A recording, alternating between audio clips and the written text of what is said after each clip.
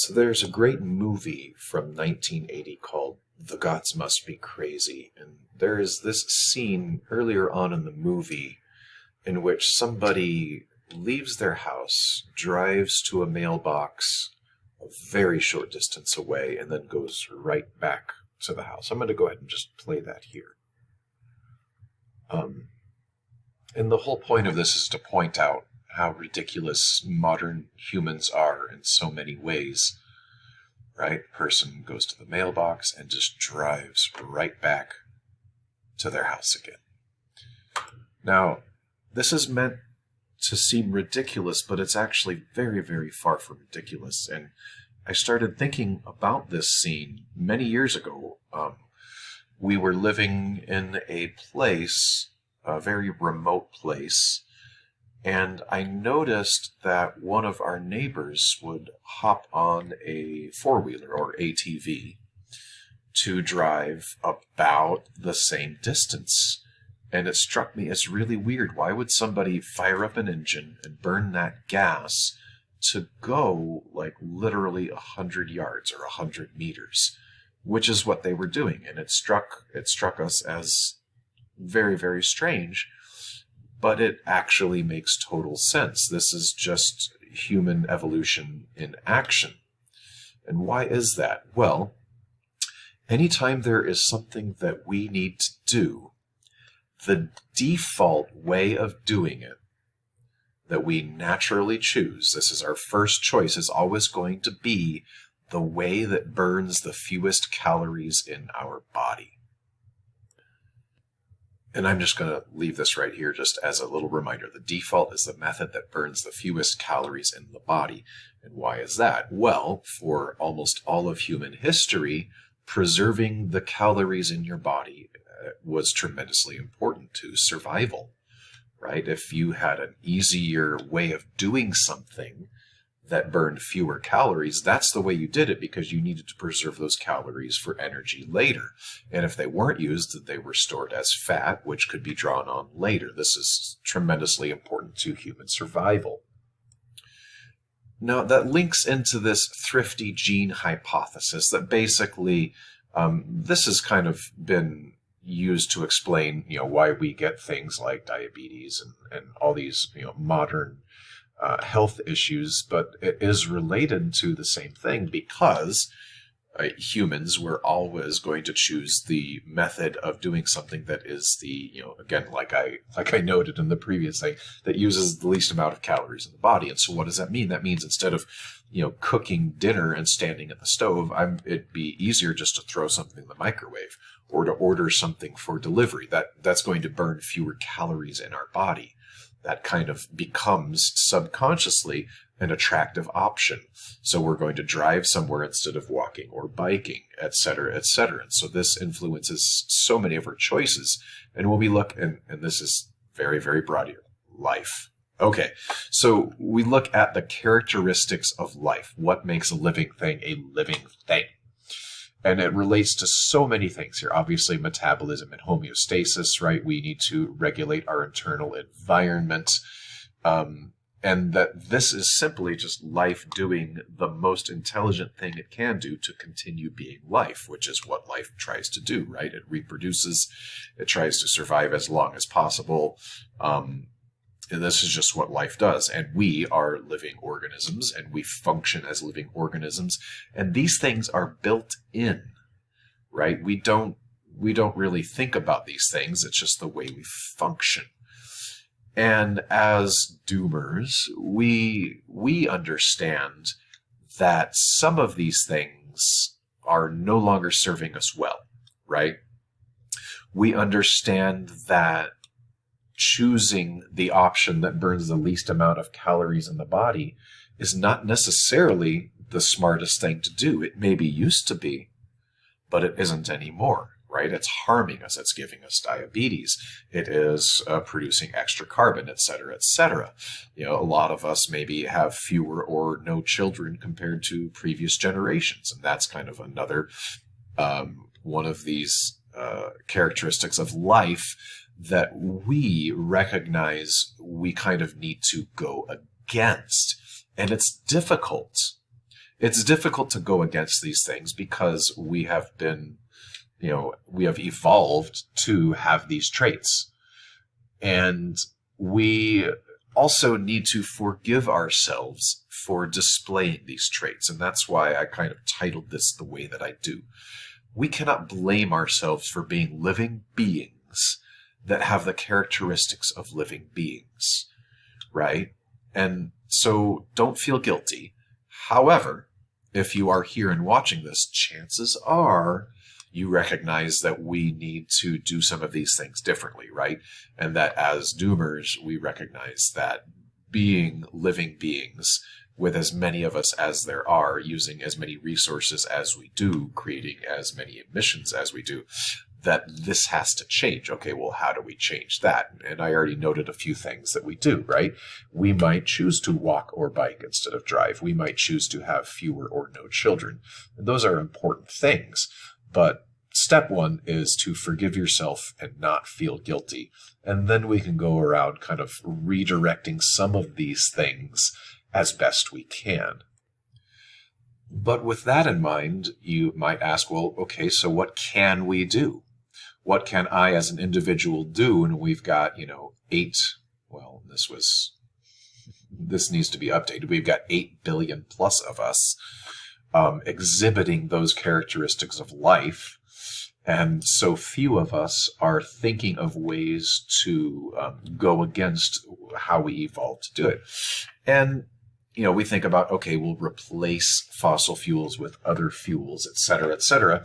And I wanted to explore that idea a little bit more deeply because we are quick to blame things like industrialization and capitalism. And while those things are definitely responsible for this huge spike, I argue that regardless of whether or not we ever industrialized and began using fossil fuels, we would still be in this position. Maybe not as quickly as we have arrived here, but we would be in this position eventually because we displayed those characteristics of life. We have thrifty genes. We reproduce. We are speciesist, right? We prefer our species to other species. And so I like this little graph here because it allows us to kind of see, okay, what was the population at a particular, these are estimates, but like, let's say 1750, let's find 1750. Before the Industrial Revolution, some people think of 1750 as the beginning of the Industrial Revolution. And, it didn't start the same time everywhere, but let's say 1750, we've still got 750 million people. So how is it that there was this much population growth without the use of fossil fuels as a main source of fuel? Well, we had wood power, and then we start to use, coal, and oil and gas, and then we get up there. But let's say hypothetically, we never industrialized. Let's start at 1750 here, and let's imagine this trajectory with the existing technology that mankind had, which was, okay, even early engines, even early steam engines were running on wood, right? We had fleets of ships sailing the world, killing whales for oil. We had all that going on. We had international trade. We had a lot of things, and we were powering everything with wood still, wood and or whale oil.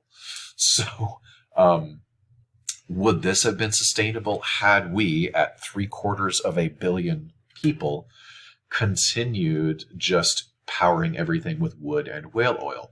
Well, obviously, that many people burning that much wood, as opposed to burning coal, etc., well, we may have not had such a quick spike in emissions and population, but also imagine what that would have done to the forests of the world and how well they would have been able to take that carbon back out of the atmosphere.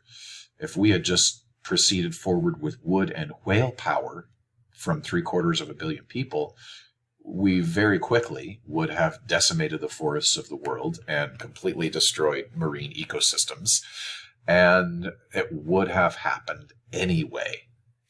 And there have even been studies that speculate, even just the use of burning wood in, times thousands of years ago, we're still having effects on the climate. So this always would have happened. And that's the point here, is this always would have happened because of the way living beings function. And it maybe, if we had just gone on wood and whale power, maybe wouldn't have happened as quickly. I would say it almost definitely wouldn't have happened as quickly. But what would that trajectory have looked like? That would have been a really ugly world to live in, where we're just decimating any fatty species so that we can burn their oil in our street lamps, and cutting down all the forests to build the Royal Navy. If it's very famously the old growth forests of Britain were decimated to build the Royal Navy. And that was before industrialization for the most part. So this would have happened. So I would say forgive yourself. Again, I'm going to reiterate that. Don't feel guilty, but also recognize that we, again, as doomers, recognize that this is not sustainable, right? And also that we need to do what we can. Now, when we've got this many people using this many resources, really, what can we do? And I don't know. I do all I can personally. I've noted elsewhere that, okay, so I've cut my carbon footprint to be about 1/10 of the average American carbon footprint. That's still not enough, but I'm doing everything I can, because personally, I couldn't live with myself if I didn't, if that makes any sense, because why would I contribute to something that I know is destroying ecosystems and making the world uninhabitable for future generations? I'm just not going to do that. I'm going to do everything I can to limit that while still being able to, survive and provide for my family, etc. So that's a big question, is what do we do next? Well, for myself, being an old doomer, what I did, and of course this was literally decades ago, I made conscious decisions to change where I lived. I changed the patterns of what I did. I changed the field that I was working in to something that I knew was compatible to lower consumption, lower emissions, and would give me the opportunity to, help produce rather than consume. And so I just threw this up here on a thing because I wanted to have a different visual, because this is mostly just me talking. But, these are things that I changed. And it's easy for me to say because I am in a position of privilege, right? I had a decent education. There are no huge hurdles for me that allowed me to say, like, okay, I need to do something. Here's what I'm going to do. This is not going to be easy for everybody. Some people are not easily able to change where they live. Some people are not easily to change what they do for a living or how they consume or produce things. You might not be in a place where you can grow a garden and provide more of your own food. You might not be a place where it's reasonable for you to bike or walk to work or work from home, right? This is different for everyone, but you can always do something. You can always do more. And you can do that now, even if that includes just learning a new skill. Because guess what? You're on YouTube already. Are you using that YouTube to learn new skills, or are you doom scrolling? So I would encourage you to stop doom scrolling. Think about a new skill that you want to learn. Go watch a video on that, right? Because you can do that now, even if you can't change these other things just yet. But if you do prioritize these things, you will find a way. So I just wanted to encourage, again, those of you that might be new doomers, might be feeling overwhelmed. First of all, don't blame yourself. You're just a living being doing as living beings do, right? This always would have happened. Just happens to be that it's happening this way and happening right now. So what do? We do what we can. What you can do is different from what I can do, but do what you can, even if it is not, even if it's a drop in the bucket. A lot of drops will fill the bucket. Maybe not all the way, but, again, we do what we can. So do something, do what you can, do it now, and keep up the good fight. Thank you for listening.